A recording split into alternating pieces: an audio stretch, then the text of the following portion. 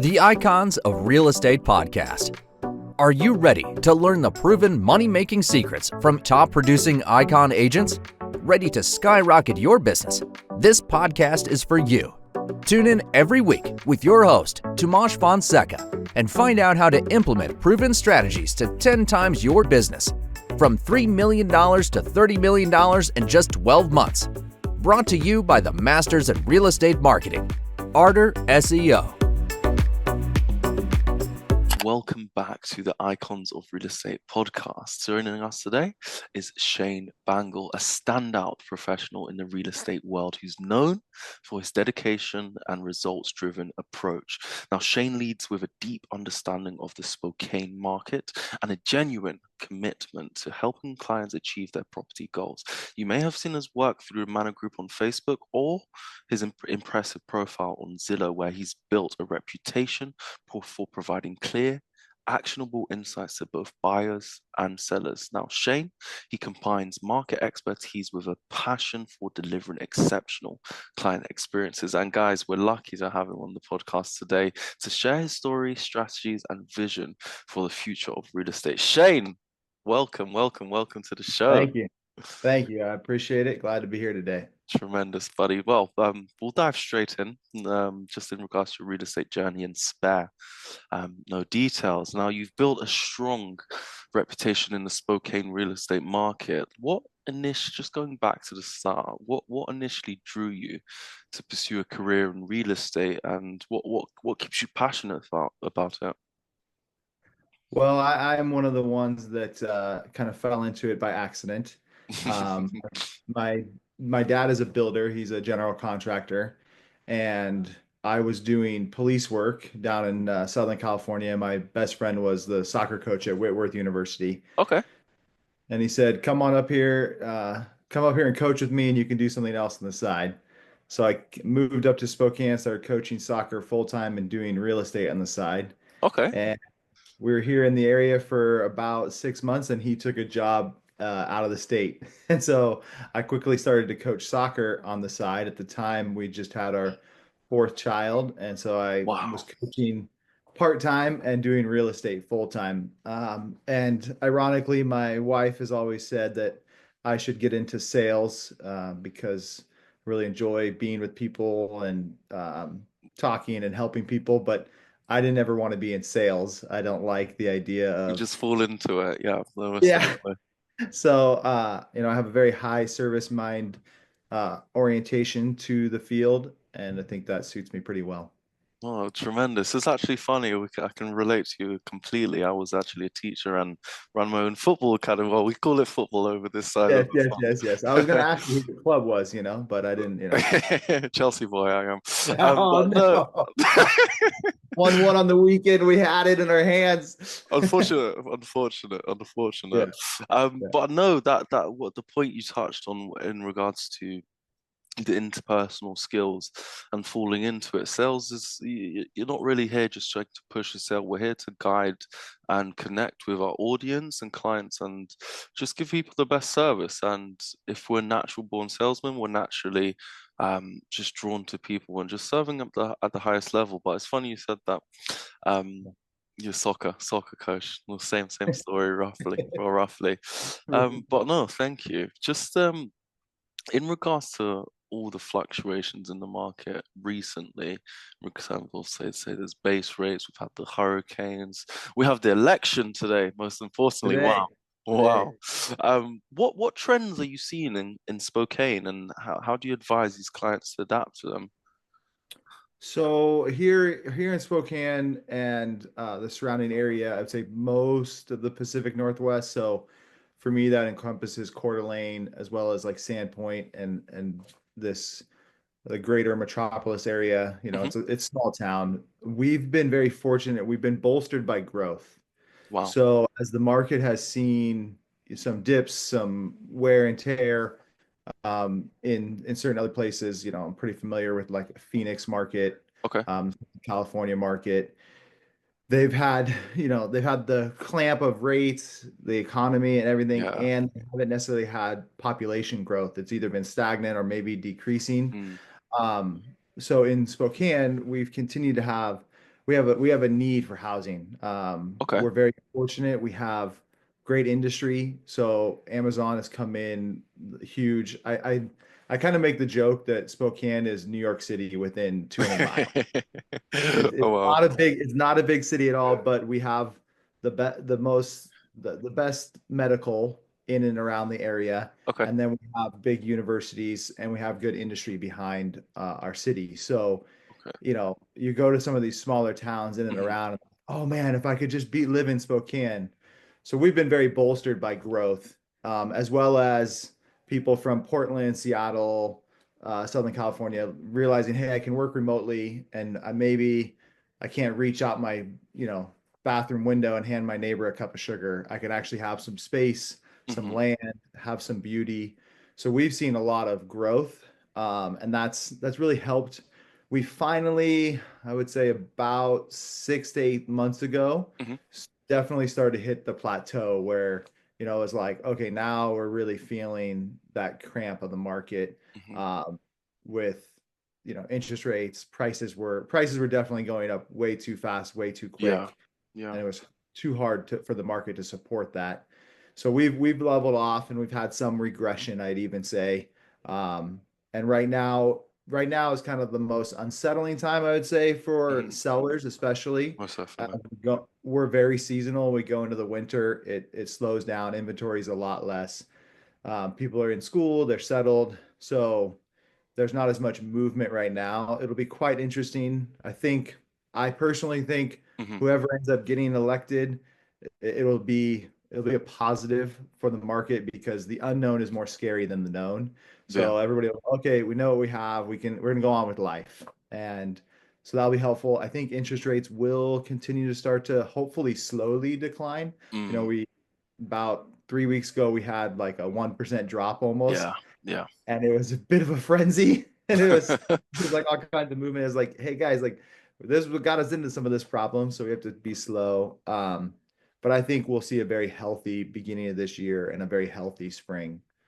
Most definitely. It's the market makers, it's their game at the end of the day. And like you said, that we should fear the unknown more than the known. But just having that sphere of influence and the people around you can have the crystal ball to really, well, if we had a crystal ball and we could tell the future, we'd all be millionaires, We'd be right? doing great. We'd be doing wonderful. Yeah. But what we can do is have a network around us that would um or the sphere of influence around us that would initially help guide our visions of the future just to make more informed decisions and not act too swiftly and abruptly, which got us into the problems last time.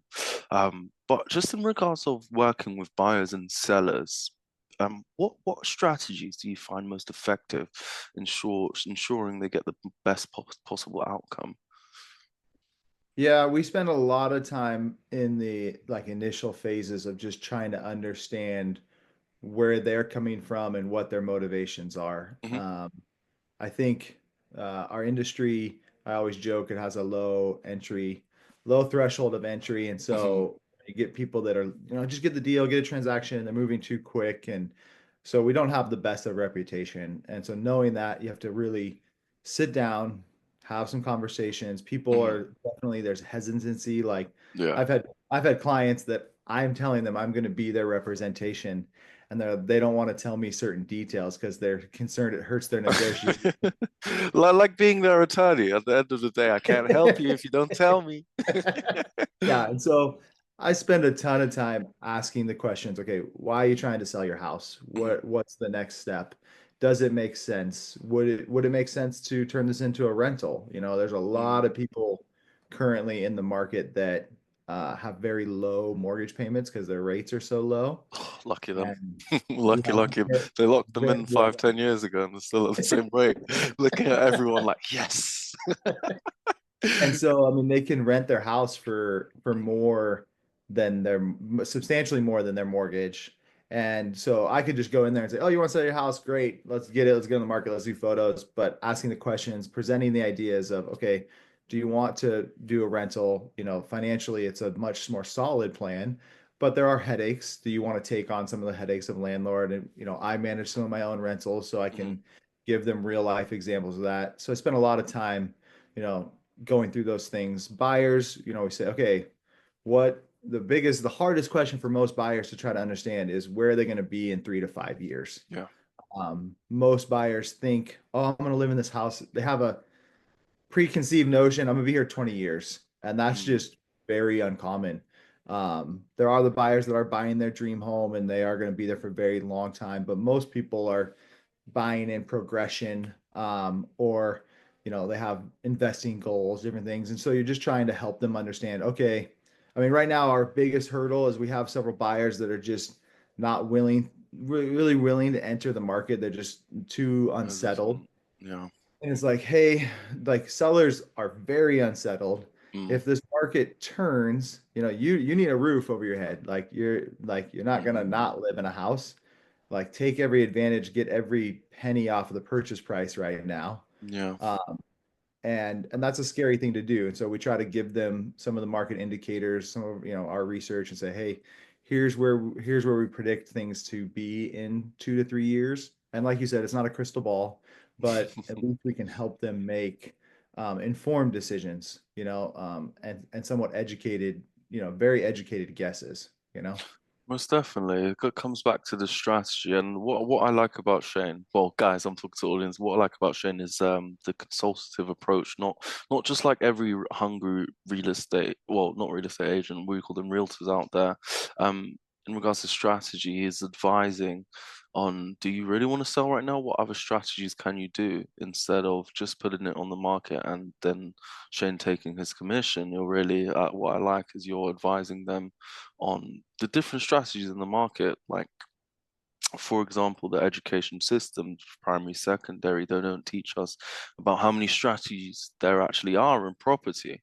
Whereas it's so important to have a trusted, experienced realtor that can advise you along the right paths and going with the right strategies. But we'll definitely pop out your details, Shane, below, and Yeah. they can get in touch with you. But yeah, it's very important to choose the right realtor, guys, and we get them on our show and share Shane if I'm out over in Spokane, I'm gonna give you a call, buddy. I Most love it. I definitely. love it. We'd love to hang. But yeah, building relationships in real estate is very key. We're speaking about our sphere of influence, but can you share with us, going away a bit, can you share with us a memorable story that made you feel, well, where you felt you made a significant difference for a client? Oh, yeah. I mean, I would say for sure it's tough because, you know, we deal with so many transactions and they start to run together. Um, you know, some of the memorable stuff is clients that are moving in from out of the area, Mhm. uh, touring them around the town, trying to understand where maybe they're coming from. So I've had several clients that are coming from California, and the concept that here in Spokane, we're so far north that Mhm. the sun is going to set today at 4:24, you know, and that it's not necessarily the coldness that might be tough for you emotionally. It's going to be the darkness. You know, the Yeah. summer is spectacular. It'll be light until 10 p.m. It's unbelievable. And then, you know, what's your plan? Are you going to have vacation? And then saying, okay, where is it that you live currently? And you're coming to this area, okay, Mhm. you know, let me show you this side of town. So, you know, we've had some friends from San Diego, some from Central California come up. I think the ones that stand out are just the ones where the market was so tough, you know, when it Yeah. was 10, 15 offers, and finding, you know, we'll say the creative ways to make sure we can get a deal done and in place. So whether that was an escalation, not to not to Driving up the bidding 525, wars. you know, 526, $100, and you know that being that, you know, extra $1,100 was like the thing that tipped the scale because we were willing Mhm. to think outside the box. um Okay. you know. It's all about strategizing, having the sphere of influence and building relationships. I love it. But there's so many things you can come across in real estate, so many stories we can share, and so many things actually going on. It's hard to pinpoint just one. Um, but just looking forward to the future, how do you see the role of a real estate professional evolving? And okay, let's start again. Let's start back. You touched on where working with buyers and sellers and strategies you find most effective. And in regards to entering the real estate market, is there's a low threshold. What advice would you give to someone maybe just entering the real estate market and skills they should ascertain? Yeah, I mean, I think it's first and foremost people, right? Who are you around? Who can you connect with? Um, I'm not um, I'm not one brokerage fits all people, but for sure, what's important is going, okay, if I'm going to get into this, how do I get around people that are going to help me grow and learn? Mhm. Because the 90 hours of the coursework you take does not readily apply to what you have to do in real estate. So Most definitely. I I personally run a team, and I have people who come on as brand new agents, and we Mhm. spend a lot of time investing into training, education, and going over every aspects of loans and negotiations and what components there are in a home. Mhm. So I'd say for somebody trying to get into it is making sure they can have somebody that would mentor them. Um, a lot of not just give them, work to do. There's some people that promise, hey, we're going to give you leads. And so you have something to do and you feel busy, but you're not necessarily learning how everything works and what is important or not important. So either finding part of a team or a Mhm. brokerage that offers lots of education, especially when you first start. We have several brokerage in town that they're streamlined. Some people call them discount brokerages. I think Mhm. that their services are just streamlined. They say, hey, if you're well established and you don't need a lot of handholding from us, we'll charge you substantially less money. Mhm. And uh, that for somebody who's very established in their business, like that makes great sense. All Uh, the difference, yeah. No, yeah, for most somebody who's definitely. new, they need classes. They need to be around people. They need to see people. They need to probably go to the office on a regular basis, talk to people, ask questions, become friends with people that they can call because you're going to run across. I mean, geez, I had somebody call me the other day about VA assumptions, a buddy of mine, and we just become friends because we see each other in the office. And he goes, "Hey, what happens when a non-VA person assumes a VA loan?" And I walk him through the steps Mhm. for him to be able to pick up the phone and call me and know he's not bothering me. It's not, oh gosh, I got to take care of this. It's like, Mhm. hey, listen, we're here to help each other. And I'll call him and say, hey, did you have this sale over here? Can you explain how many offers you had? And that kind of inside knowledge helps Mhm. me be an expert to other people. But I Yeah. wouldn't get that without relationship with people in the industry. No, most definitely. Important thing to take away from what is valuable knowledge, what you're giving to the audience here. But important thing to take away is don't just dive in. Guys, join the right brokerage, find the right team, get trained, and then once you're experienced and you're trained, your results will initially show.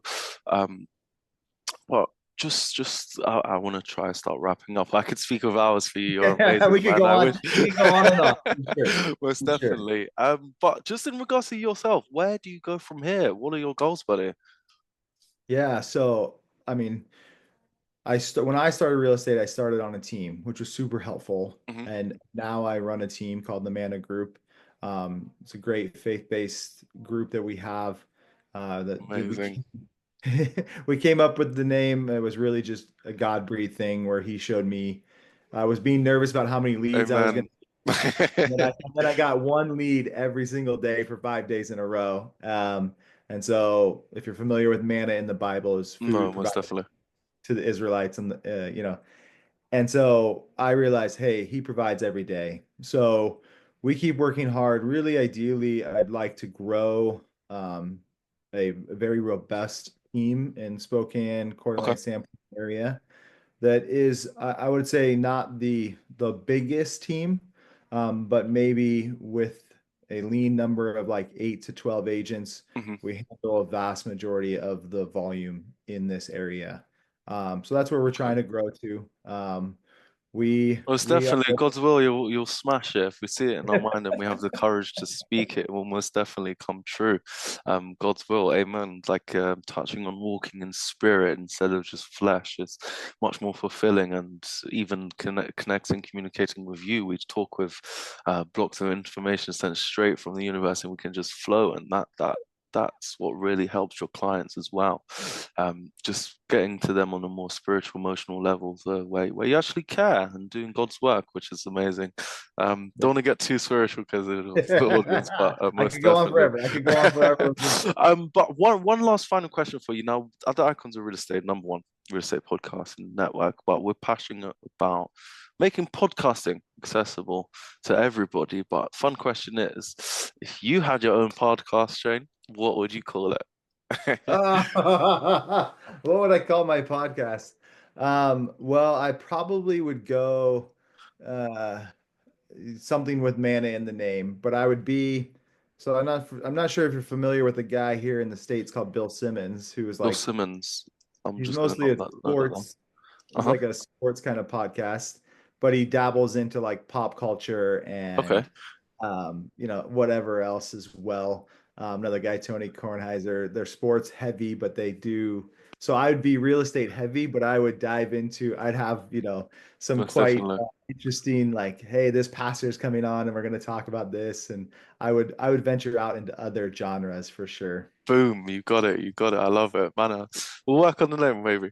Manna, but most Maybe I'll definitely. get the studio going. I got to get it going. Just in regards to our audience reaching you, I think viewers would really love to do it after hearing what we heard today. How can our audience reach you, buddy?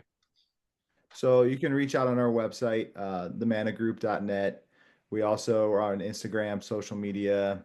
Hopefully, if you Google Shane Bangle Spokane, I'll come up pretty quickly. Yeah, So you can thanks. find us anyway. Feel free to call. Anytime we're high service real estate team, so we're here and we're available. You know. Thank you, Shane. Thank you, guys. Guys, hit the button. We'll drop all the links below as well. But no, thank you for guesting on our podcast, guys. Another beautiful episode of the Icons Real Estate Podcast. Welcome. Well, I'll see you again next time. Thank you. Bye bye. Thank you.